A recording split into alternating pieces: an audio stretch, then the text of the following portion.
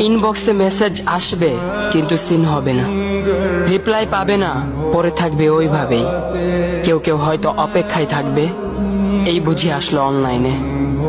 আবার কেউ কেউ হয়তো টেরও পাবে না, কেউ একজন নেই, কেউ একজন হারিয়ে গেছে। হঠাৎ একটা সময় কারোর হয়তো মনে পড়বে, কে জানি আর নেই। কষ্ট করে নামটা সার্চ করবে, পুরনো ভিডিওগুলো দেখবে আর ভাববে হুট করে কোথায় চলে গেল। আবার কেউ কেউ হয়তো একদিন দুই দিন না পেয়ে ফ্রেন্ড লিস্ট থেকে আনফ্রেন্ড করে দেবে। যখন আমি থাকবো না তখন আমার স্মৃতি কারোর মনে পড়বে, হয়তো পড়বে, আবার হয়তো পড়বে না।